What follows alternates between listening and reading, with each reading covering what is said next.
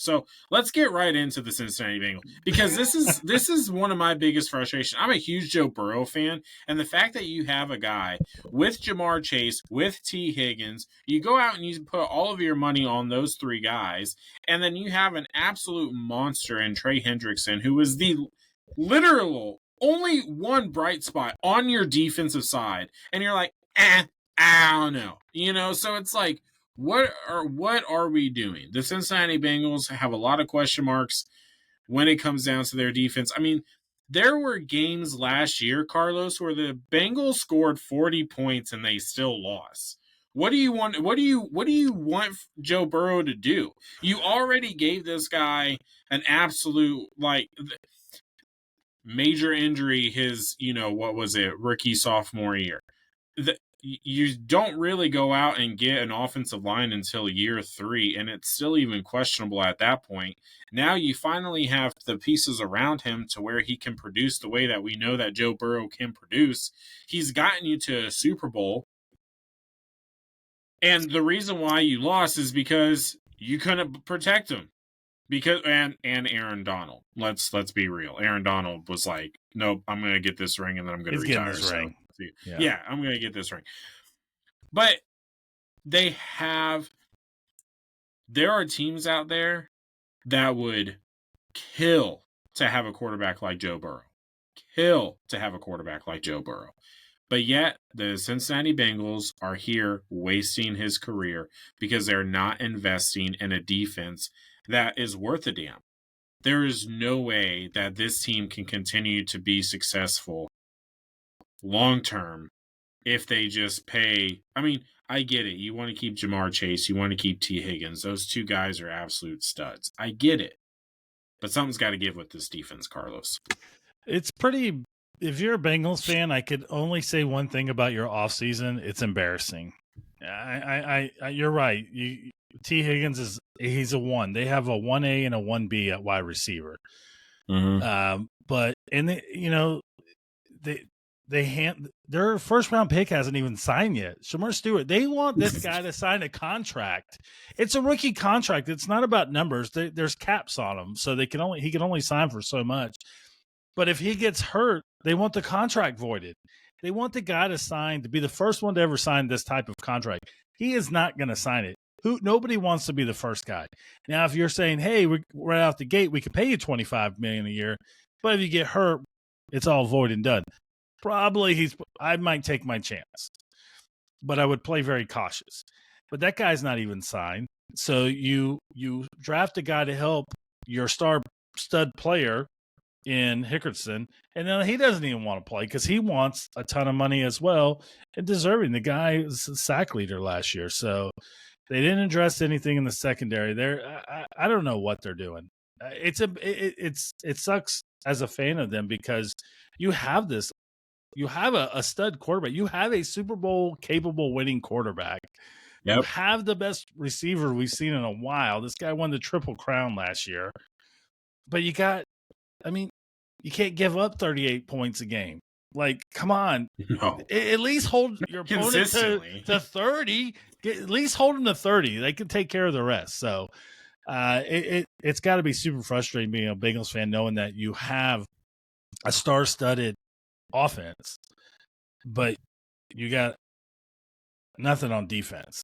Nothing that, there's literally 11 bodies out there and not one of yeah, I don't know what they're doing. If Hickerson doesn't show up and play, they're in serious trouble. And Shamar Stewart doesn't sign, they're in serious, serious trouble. Yeah, it's been a very quiet offseason. It's very concerning. I don't know what they're doing, and I don't foresee them making any big splashes because really there's no big splashes to make unless if some way somehow they can pull off signing Trey Hendrickson, which I truly don't believe that is going to happen. Let's talk about even what they gave up on the offensive side just a year ago in Joe Mixon. They had a stud running back to help out to relieve some of the pressure of Joe Burrow, right? And Joe Mixon is gone. He has a hell of a year with the Texans. So it's I don't know what the Cincinnati Bengals are doing. I feel really bad for Joe Burrow. I really hope that this guy gets a supporting defense around him. I mean, he has a supporting cast on offense.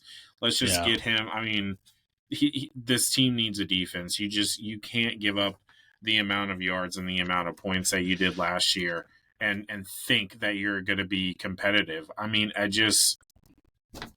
don't get it. I mean, I don't even think they can afford. I mean, he's going to want top 3 money. So you're talking close to $30 million a year. They just signed these other guys for an insane amount of money. I will say one thing that you don't see anymore.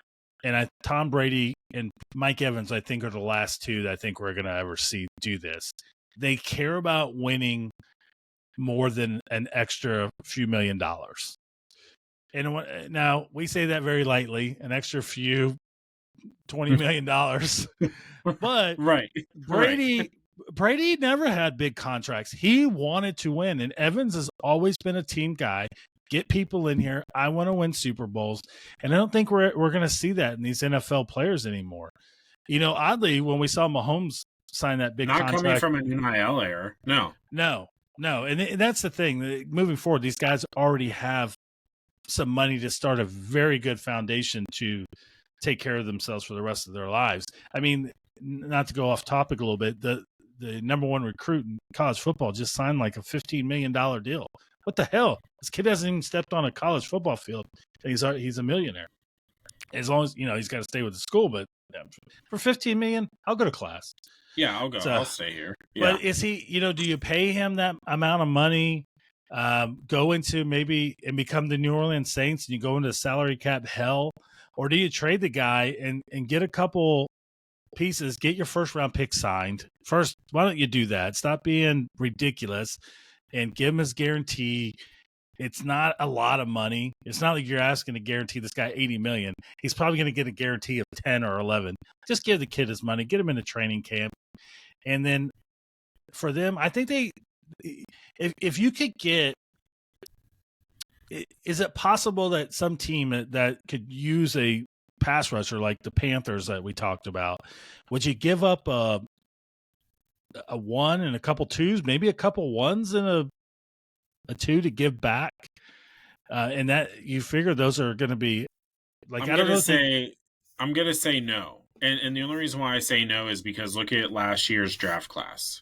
The amount of depth that was in the last year's draft class in the pass rushing game was unreal. Now, I know that year after year, that's not going to be the case, but there's a lot of talent coming into the NFL coming in the next few years, especially on the defensive side of the ball. So, but you can't compare a draft to a solidified player, stud. Right. So I don't know. I mean, it's one of those things. First of all, I don't see the Carolina Panthers owner giving up, a pair of socks for anything that he doesn't feel like he's going to have to pay. Here's my other thing. When does the NFL make these players honor their contract? Hey, when Hickerson signed his last contract, he makes $20 million a year. Want everybody to know that the guy makes $20 million a year. It's not like he's making $1 million or $2 million. He's making 20. I think he'll be okay. I think the kids will get to school, all that good stuff. Yeah. And I get it. If you handed me $10 million after taxes, I'll figure out how to make the rest of my life work. At some point, though, it irritates me as a fan that these players don't honor their contracts. I understand the economics part. They want to get paid. It's not a long career. I get that part. I 100% get it. Get your money elsewhere. But, man, at some point, they got to honor these contracts. You signed a 4-year deal for $85 million. Play it out. Like, come on. Like, at some point, when do they actually play these contracts out? Yeah, well, and I think that goes into how these agents are working these NFL teams now with these contracts and everything else like that. It's just going to get a little bit. It's definitely challenging with the NIL deal, the way that it is. Like you said, man, we got these real. Carlos, if I was handed $5 million at the age of 18, 19, I don't think I would be sitting here talking to you. I would have probably made a lot of poor choices. A lot of poor choices. I would probably ended up dead somewhere or in jail. because I would have just made very poor choices. So shout out to the guys who have been able to keep a level head. But the NIL deal, the way that it's going, I mean, it made Nick Saban retire. It Like did. it 100%. made him retire. So it's just one of those things. Now I will say this. I saw an interview, not an interview, but a podcast. It was with Namakin Sue and Vita Vea. And Vea was talking about how, everyone talks about these NFL contracts, but you have to understand, like, the cost of being an NFL player is very expensive. And like he was talking about how these practice squad players, they can really struggle, financially, because it's the nutritionists, it's the hotel rooms, it's the making sure that you're investing in your body and doing what you need to do to make sure that you're in tip top performance. You train at the same facility as those guys, so there's a fee with that. There's all these different things, and then there's like little funny stuff that he was just like, if you fart in a hotel room, you're gonna get fined. So it's just like, so I understand why maybe some of these players, can get a little bit greedy and selfish with their money. And again, I don't blame them. Go and make your money. If I had the opportunity to make any kind of that money at all, yeah, I would be selfish about it too. So I understand. But I do like your point. If you're going to sign this contract, you're going to play it out. You're going to play it out. We're going to hold our end of the agreement. We'll pay you the money that we agreed to because of the caliber of player that you are currently right now as we're signing this. But you need to play this out. Just play it out. And then if you feel at the end of your contract you deserve more, explore your options. Just like what we said earlier, these deals are going crazy with the streaming services. It's up and to the right in the NFL. That's what it is. It's up and to the right. Business is very good in the NFL. So you're going to have an opportunity to play. Now I understand injuries and all that other stuff can come into play. But hey, it's a contact sport. You got into it knowing there's injuries involved. Yeah, this might be an unpopular opinion of mine. What else would you be doing? The average practice squad player, as long as they're on the practice squad for the season, makes about $230,000. What else were you gonna do to make $230,000? You got a 4-year free education. You should have made something of it. I get it. I can't feel bad for a guy making $20 million that he doesn't want to play because now he wants $29 million. Go play. You're playing a kid's game. I granted you're the best of the best, but I can't feel bad for. I like nutritionists, all that. I don't. They get no sympathy from me. I just, as a fan perspective, at some point, and we will never do it because we have such love for the game as fans. We're never going to go, hey, we're not going to go to those games. We will always figure it out to get. A father's always going to figure out how to get tickets for their kids. Like, they're going to figure it out. But man, it's going to be crazy. Like, hey, I want to go to a Bucks game. It's going to cost me $2,000. I mean, if you go to Disney right now for the weekend, it costs you like 10. So it's going to be something like that. So it sucks for us. Great for a millionaire getting more money, but man, I just wish they would just play their contracts out. I get it. And what frustrates me the most is, hey, I signed this deal. Hey, I'm doing really well. You were supposed to do well. Yeah, that's why we paid you $20 million. Yeah, we didn't say, hey, you signed for 80 or 20 million a year. It just sucked. You're supposed to play well. Yeah, well, and that goes back to what I was saying earlier about this whole market reset. At some point, we got to stop. You can't, just because you're playing and you're producing at an extremely high level and maybe at one of the best levels, if you just signed the contract 2 years ago, you got paid top dollar at that time. So don't be so jump the gun to say, okay, well, nope, I'm not going to play anymore because I don't make as much as this guy, and this guy doesn't produce as much as I do, and so therefore I'm not going to do that. I can tell you now, if the NFL, and it probably won't happen, it would probably involve some kind of boycott. Just said, hey, nope, this is the cap. We're sticking to it. These guys aren't going to go play soccer and tennis and golf. There's not much in their life they're going to really do other than play football, which they love. They'll come back, but it never will happen. So we'll be talking about 3 years from now the new highest paid corner doing $40 million. There'll be That's a what it's guy going to making be. 40 million.